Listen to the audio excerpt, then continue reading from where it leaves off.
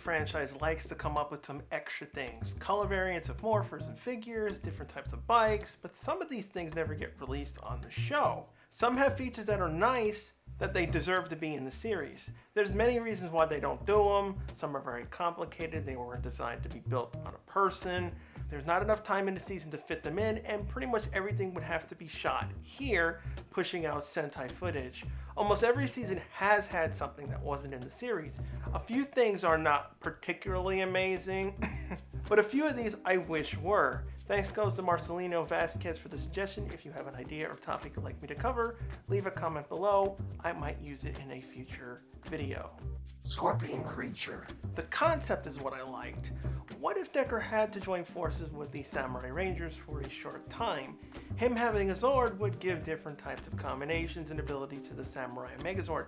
The toy was a basic repaint of the Claw Zord. That would be a good option to make his Zord compatible with the two main Megazords, the Claw Armor combo and the Gigazord. This has happened in the past. Jungle Fury is an example. It would have also given more story to Decker instead of just being the rival to the Red Ranger. Half of his material was cut out from Shinkenger.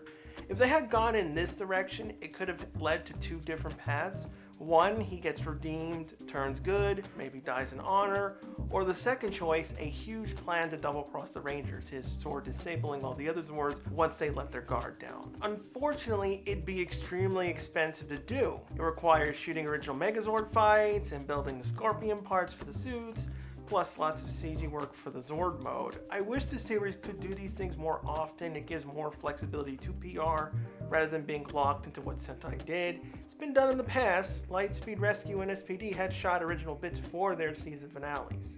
Magna Rotator. Honestly, anything different than a bike was welcome to me. Tons of seasons just did bikes. They got boring, and they didn't even like using them. It always felt like an afterthought. Even when Sentai had the same bikes, they didn't even like using them that much. The Magna Rotator, it's very similar to the Defender wheel. Granted, it's 1999. The effects team would have a hard time doing this. Even SPD rarely showed Sam's gyro cycle. But I think the Rotator would have worked as a finisher attack, because Magna Defender basically got screwed out of tons of things. His Zord can't combine, he doesn't have access to the Lights of Orion, no Battleizer, he has no bike, nothing unique past his look. Giving him a special finisher, it's something more. Plus, it could have been an upgrade Mike and Damon built together, like how Flynn and Gemma built the Road Attack Sword. Primal Morphin Rangers. One of the side figure lines from Wild Force was they were capable of transforming a Ranger into one of their Zords. That idea is interesting. The Zords are used in monster fights, but that's their limit.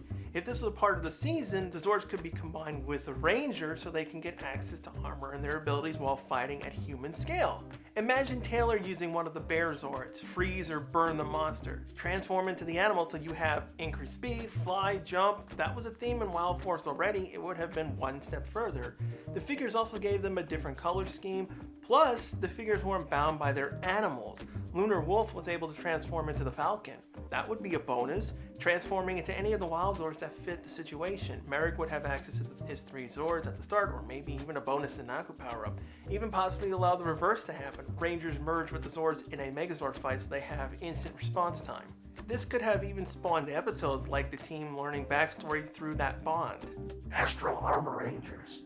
Now, these were actually based off a suit power-up that wasn't brought here from Mega Ranger. I think the simple reason why they were a part of the team-up movie and Saban has to license them separately. You don't want to pay that for just using armor. So Bandai came up with these, which I don't get why they didn't make them in the show.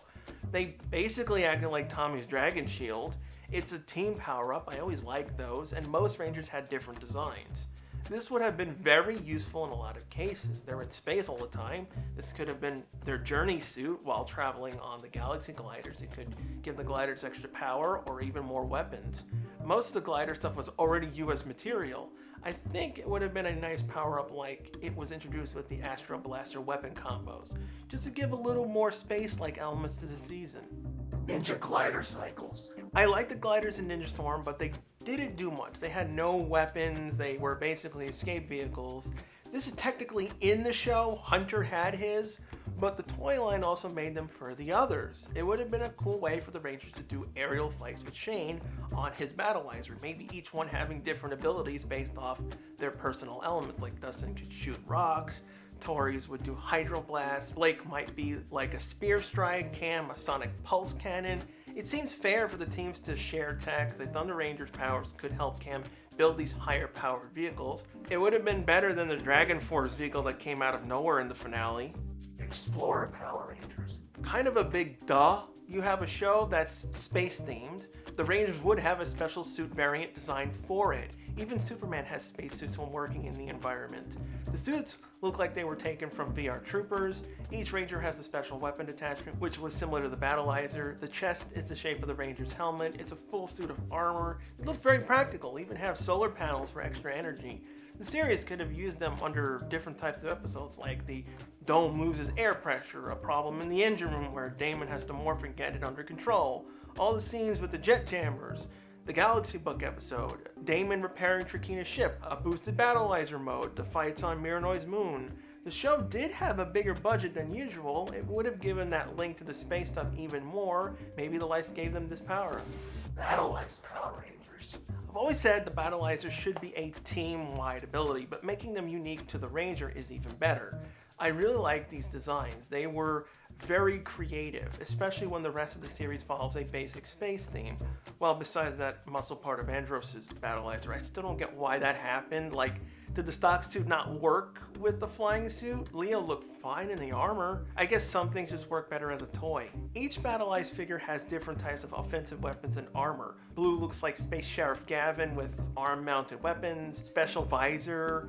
Black looks like a bat with mace-like leg guards, so he feels like a cross between space tech and ancient armor.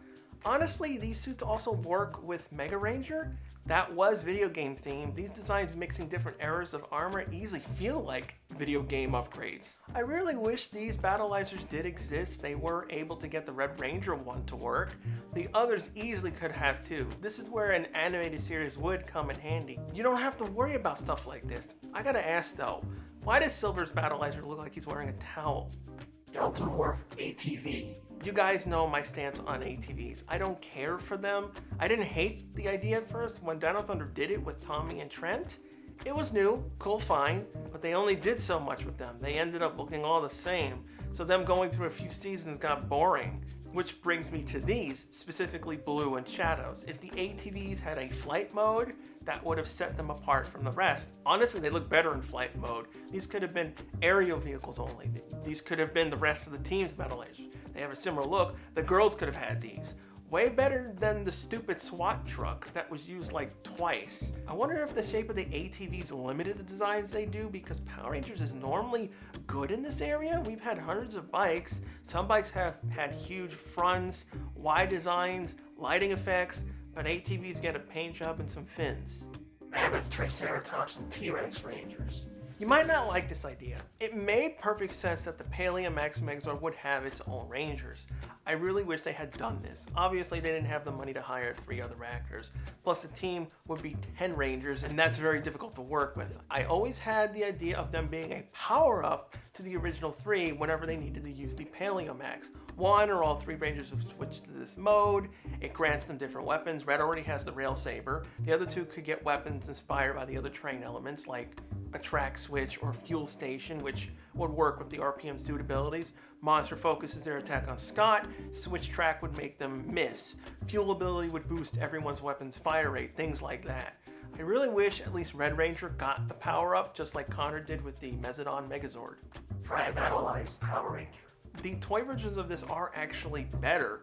These are in the show technically with Shane's Battleizer. It's just a different design. The toy version has 3 modes, hence the Tri-Battlized name. Yellow can turn into a car, a mini-Zord, and his Battleized armor. Blake has like a jet mode, the Battleizer armor, and the Zord mode. You get the idea. Much more cooler functions. Each of the Rangers would have mini-Zords that could help out in the finale. Instead of 6 versus 50, it'd be 12 versus 50. The basic armor on the Rangers is the same, but they took the time to change the emblems on some of them. Shane's has the Japanese symbol of fire. Dustin has the wind logo. Blake, Cam, and Hunter, funnily enough, almost have the Psycho Rangers N emblem. Hunter comes with this huge mini Zord that looks like his Thunder Zord. I think what makes the toy lines more interesting is that they're more fun, fanciful, and more of the characters are on equal footing. Rather than Red Ranger gets every toy in the book, I'm not saying the Red Ranger can't get special stuff. He can have the Battleizer, but the other Rangers should get something in the same ballpark so that they help along with him, rather than be onlookers. Tori watching Shane and going, wow, was stupid. I'm like, go help. What makes a better show is when they integrate items fluently. Everything made in movies and TV shows is to make money. There just needs a balance to putting the stuff in. Things like the Trans-Tech armor from Overdrive, it was this odd CG thing that got used, what, 2 times? That's not how you do it, but if the Rangers are underwater, they can have a power-up to deal with that environment. This is why I would love an animated series. It opens up the show to more variety, less restrictions, running along with the regular series. Are my suggestions good? Maybe I went too far, too much stuff added in the season? New episodes Mondays, fan commentaries Tuesdays. Next week, my top 10 magical villains. If you like my content, consider leaving a like and subscribing. Due to fair use abuses from the various companies, I no longer feature footage from the various episodes. Thank you for understanding. See you in the next video.